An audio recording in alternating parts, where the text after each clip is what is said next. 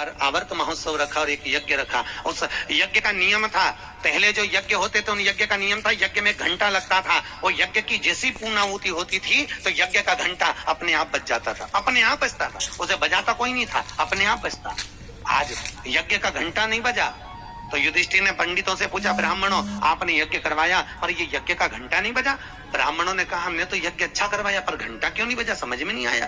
तब इतने में ब्राह्मणों में से एक ब्राह्मण यज्ञाचार्य ने कहा, मुझे लगता है यज्ञ दो तरह का होता है, एक यज्ञ जो अग्नि में साकल्य दी जाती है तो अग्नि देवता प्रसन्न होते हैं, और दूसरा यज्ञ वो कि भंडारा किया जाए और लोगों के मुंह में भोजन दिया जाए, वो यज्ञ भी प्रबल होता है। महाराज हमको लगता है यहाँ दोनों यज्ञ हुए, एक यज्ञ आहुतियों का, एक यज्ञ भंडारे का। मुझे लगता है भंडारे में कोई भूखा रह गया है, कोई भूखा है।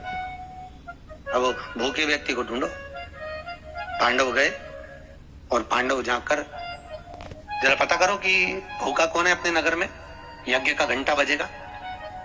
जाकर देखा तो एक कुटिया में एक संत बैठे हुए थे। बाबा आपने भोजन किया है? नहीं। आपने भोजन नहीं किया? नहीं। क्यों नहीं किया? मैं काहे को भोजन करूं, भंडारा हो रहा है, चलो भोजन करो। नहीं नहीं मैं नहीं करता। भंडारे में भोजन नहीं करोगे? नहीं। क्यों नहीं करोगे?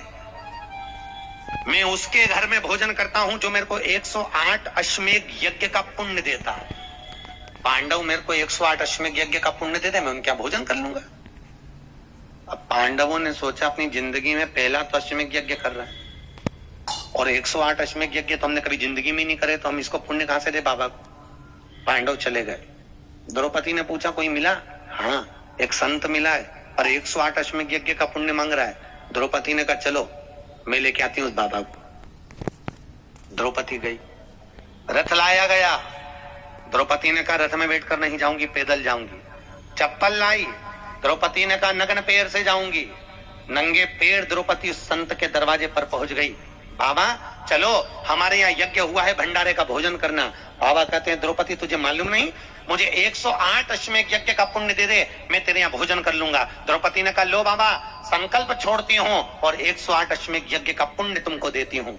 संत ने कहा द्रौपदी तेरे पति ने तो कभी पूरे यज्ञ नहीं करे, तूने कब कर लिए? द्रौपदी बोली बाबा मैंने सुना है मेरे कृष्ण के मुख से, जब कोई व्यक्ति अपने घर से निकलकर किसी संत के दरवाजे पर, किसी कथा के पंडाल में, किसी मंदिर पर, किसी तीर्थ में पैदल पैदल जाता है, जितने कदम चलकर जाता है उतने अश्वमेध यज्ञ वो अपने जीवन के कर लेता है महाराज, उतने अश्वमेध यज्ञ वो अपने जीवन के करता है। और द्रौपदी ने कहा बाबा मैं तुम्हारे दरवाजे पर चलकर आई हूँ, 18,000 कदम मैं चलकर तेरे दरवाजे पर पहुंची हूँ, उसमें से 108 अश्वमेध यज्ञ तुमको देती हूँ।